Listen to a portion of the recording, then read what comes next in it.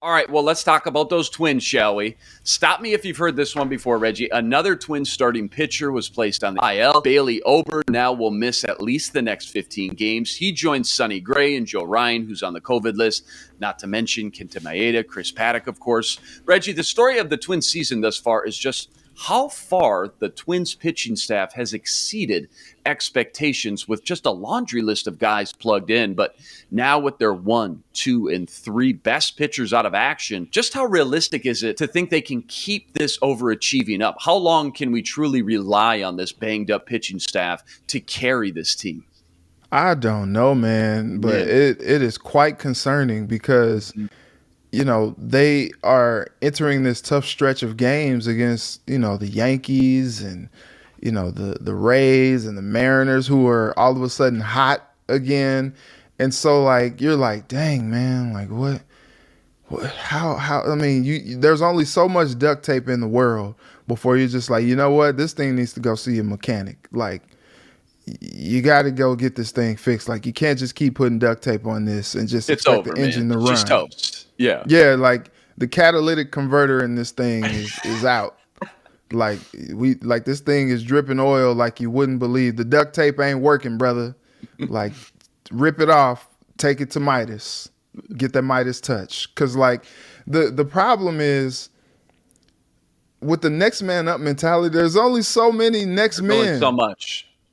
You know what I mean? Like, Only they so much signed, talent until there's a big drop off in just talent. These guys aren't yeah, ready for the big show yet.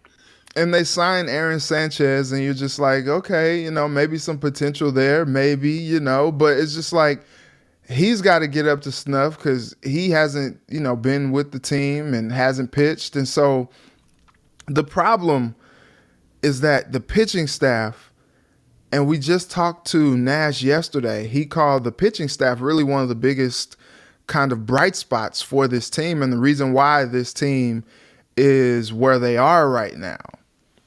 And now you're just like, okay, like who it comes down to it now where I'm like looking at the schedule, like, all right, who's pitching today? Okay, who is that? Where Mm-hmm. did they come from? Okay, wait, what's Chichi going on? Rodriguez? Am I reading that right?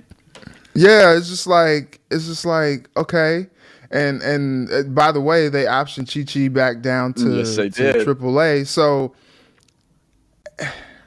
you got Bailey Ober on there, you got Sonny Gray on there. By the way, how bad is this COVID bout with Joe Ryan? He's been out for 2 weeks. It's been a minute. Yeah, it's Like been a minute. that, and we're getting chatter that he may need a rehab start before he comes back. Like, this thing must have really did a number on him because he's been down and out for a while now. I thought that maybe he'd be back by now, but he's still on the IL, and that's just like, man, that's a little concerning, especially considering the year that he's had.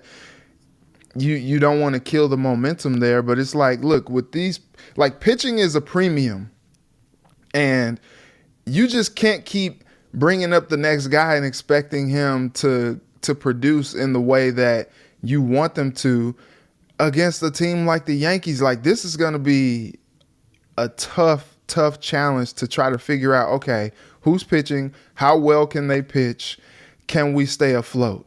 Because there's only so many great arms in this league, and there's only so many good enough arms to get you over the top while you wait on some of your top arms to come back, and they're just kind of in a pickle right now. Yeah, I think we're all just sitting here waiting for this team to get fully healthy, top to bottom, for once, Mm-hmm. just one time during the season, and put it all together, the pitching and the batting. I think we just want to see how good can this team actually be. I, for one, am not putting all the eggs in this Twins basket this week. If they come out and just get pounced, Twins get swept, or they go 2 for 4 or 1 for 5 versus the Yankees and Rays, you're not going to hear me come on the show again and say the sky is falling. If they do struggle, though, fans will be worried and nervous again. But how should fans respond if they struggle against these two really good teams, knowing the status and health concerns that this team just isn't playing at maximum capacity right now? I think what you want to see if you're a fan is you want to see them compete. Right. Maybe they don't win a lot of these games, And, at this point in the season, it's kind of fine because you're just like, look, when they get back up to 100% and then they play these teams again, okay, let's see what happens this time. But Yeah. it's tough, man. Like they went and snatched 2 of 3 from Toronto, and I don't know if anybody really expected them to be able to do that, especially after losing those stretch of games to the Royals and the Tigers. You're just like, this team, like when they came out and put like 9 on the Blue Jays in that first game against them, it was just like, whoa, where did this come from?